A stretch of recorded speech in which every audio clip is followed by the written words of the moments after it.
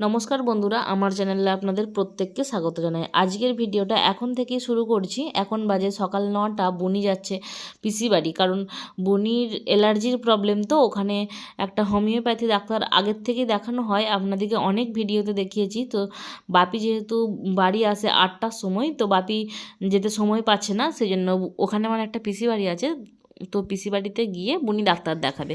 যাই হোক, বুনি বেরিয়ে পড়েছে, স্নান টান করে রেডি হয়ে বেরিয়ে পড়েছে ব্যাগ গুছিয়ে।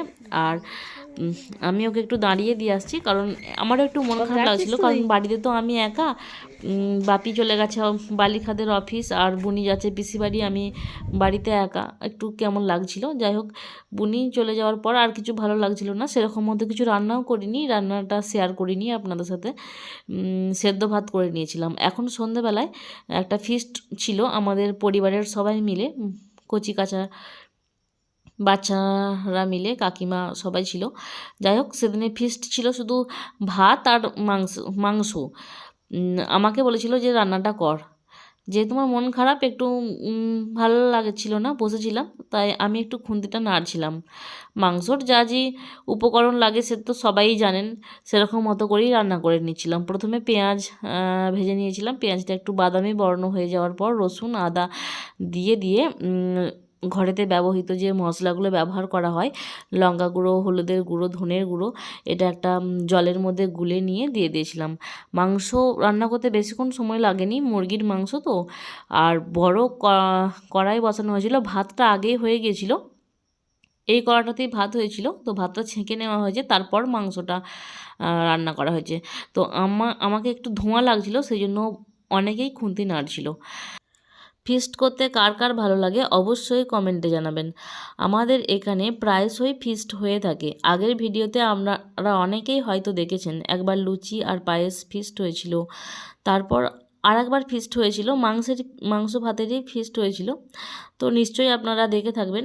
আর যাই হোক, ফিস্ট অনেকের করতে ভালো লাগে, আর অনেকের হয়তো করতে ভালো লাগে না। আমরা খুব আনন্দ করি ফিস্ট করার সময়।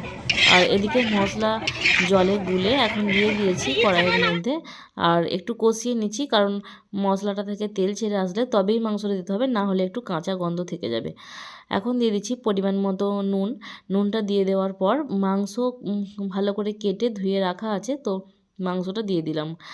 আর একটু লোকের পরিমাণটা বেশি ছিল, মাংসের পরিমাণটা একটু কম ছিল, তাই দেব অল্প পরিমাণ আলু, আর একটু পাতলা মানে সেরকম নয়, ওর মধ্যেই আর কি একটু ঝোল করব।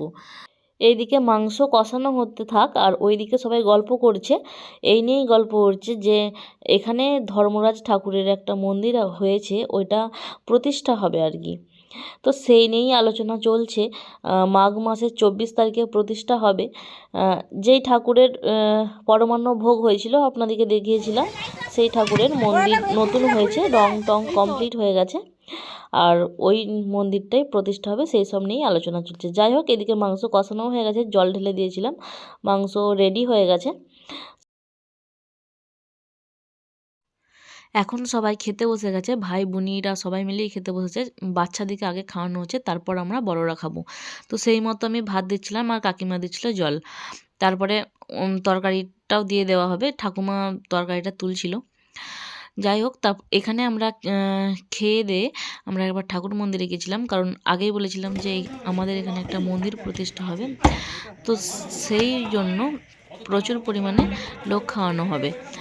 তো অতজনের রান্না তো আর গ্যাসে করা সম্ভব নয়, উনুনেই হবে, সেই জন্য জ্বালানি কাটা হচ্ছিল। তো এগুলো কাকু, কেউ দাদু হয়, তো ওরা কাটছিল, আমরা একটু দেখছিলাম। আর ওইখানটায় ভিড় হয়েছে দেখুন, ওখানটায় হচ্ছে মুদিখানা দোকানের ফর্দ, ওখানটায় একবার যাব, যে আপনাদেরকে একটু দেখাবো।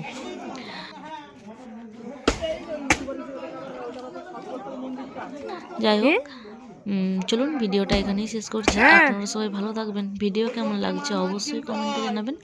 যদি আমার ভিডিও আপনাদের ভালো লাগে তাহলে একটা লাইক করে দেবেন। দেখা হবে নতুন কোনো ভিডিও নিয়ে, ততক্ষণ পর্যন্ত সবাইকে টাটা।